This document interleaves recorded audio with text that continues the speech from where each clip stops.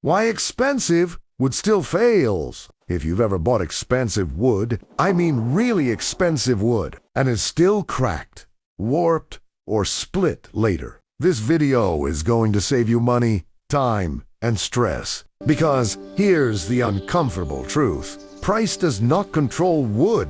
Nature does. And today, I'll explain why expensive wood fails, what most people misunderstand about it, and the one rule that actually decides whether wood survives or not. Stay till the end, because the last part is the mistake that ruins even professional builds, and almost nobody talks about it. Let's start with the biggest myth. Expensive wood is not stronger wood. It's usually prettier, rarer, or harder to get. That's what you're paying for. Walnut, oak, mahogany, they look amazing. They feel premium. They cost a lot. But once a tree is cut down, it still behaves like wood. It still moves. It still reacts to moisture. It still expands and shrinks. Expensive wood does not get special treatment from physics. Now, here's where things start going wrong. Most people assume expensive wood is already ready to use. They buy it. They bring it home. They start building immediately. And that is how projects fail quietly. Because wood is not dead. It's just retired. Even after it's cut, wood still responds to its environment. Humidity, temperature, airflow.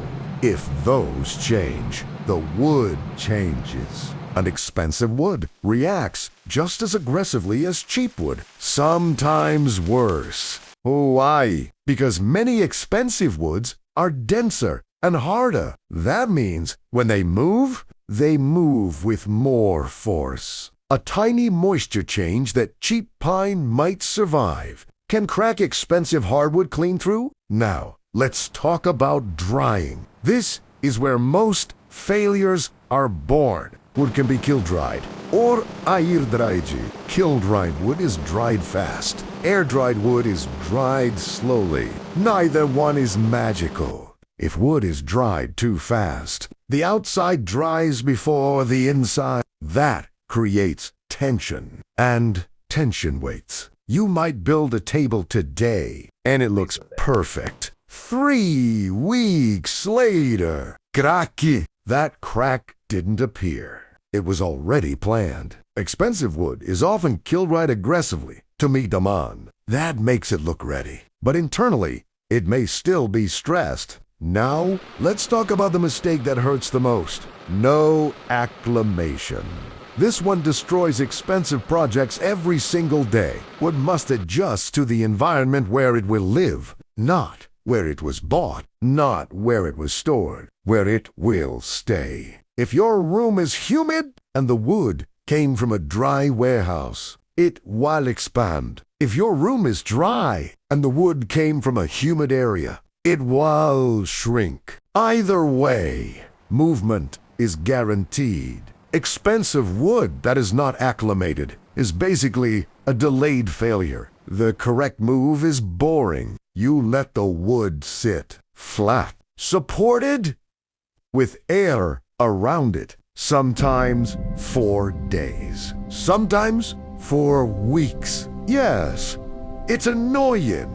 Yes, it feels like wasting time, but it's cheaper than rebuilding. Now, let's talk about design. This is where even skilled builders mess up. Wood must be allowed to move. If you trap wood, it will break free. If you screw wood down too tightly, it will crack. If you glue wood across the grain without flexibility, it will split. Wood movement is not optional. Expensive wood doesn't forgive design mistakes. It exposes them. That for $1,000, table cracking is not bad luck. It's physics collecting its debt. Now, here's the part most people never hear. Expensive wood fails because people treat it like furniture, not like material. They admire it too early. They hashy it. They fear making mistakes. Cheap wood teaches you lessons. Expensive wood punishes confidence. And now,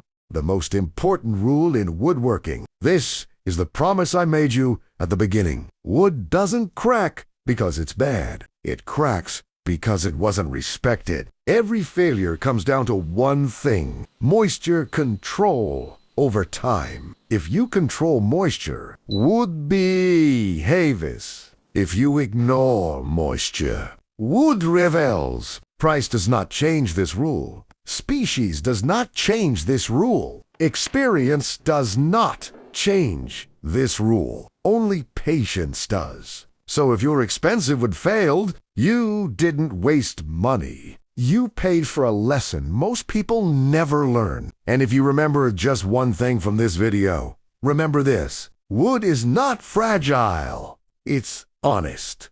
Treat it patiently, and it lasts decades. Hush it, and it reminds you who's in charge. This is Wood Uncle, and now you know why expensive wood still fails.